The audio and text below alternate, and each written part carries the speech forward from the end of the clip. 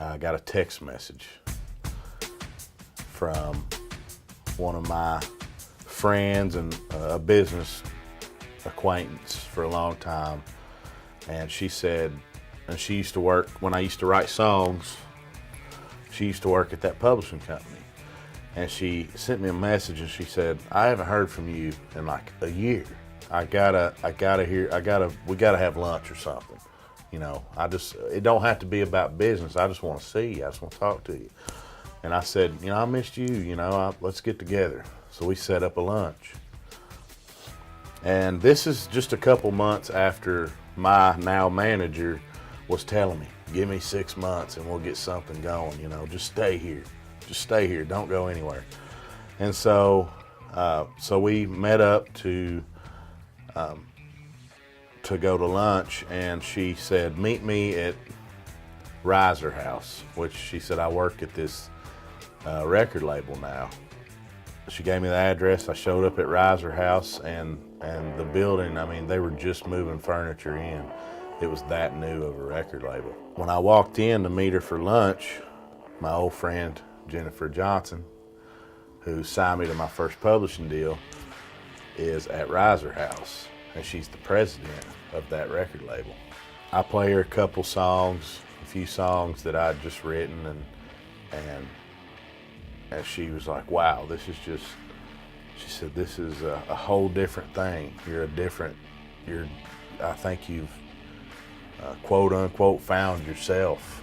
And she said, what would you say if I offered you a record deal right now? And I said, I think I would say yes. One of the conversations we had was making a record. And they said, if you were to meet with one producer right now, who would that be? And I said, without hesitation, Dave Cobb. And so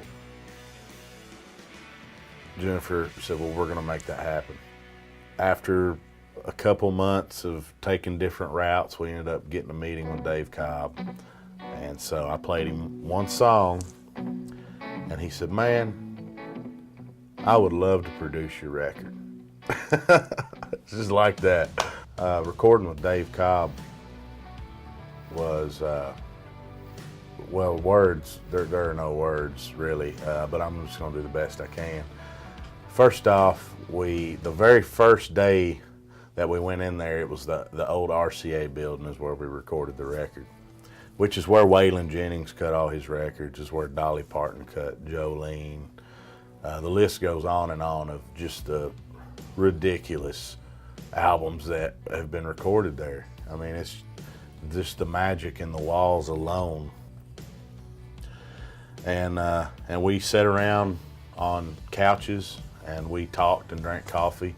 And if we got hit with, if I wanted to sing a song for everybody, I'd grab a guitar and I'd play it and I'd sing it. And Dave may go, oh my gosh, that's a great song. We have to record that. And everybody's sitting around and like, wow, that's really good. And if everybody's just kind of feeling it, then we're like, okay, well, let's record it. And we get up and we all go to our little booths, and the engineer hits record and we just record the song. And there was something about such a relaxed, hanging out environment and really no pressure, no stress, that we recorded the album in 14 days. 10 songs in 14 days. And that's to completion, to completely done. Unless I absolutely had to fix something later on, 90% of all the vocals that you hear on my record are live. And I'm singing with the band, right there. No, it is what it is. There it is. There's the vocal.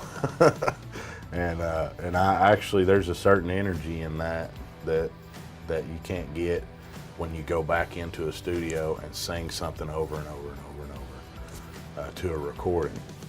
And when you start fixing stuff, and this is my opinion, when you start fixing stuff and changing stuff, and making everything 100% perfect, I think you take some magic out of it. And I think I learned that from Dave Cobb.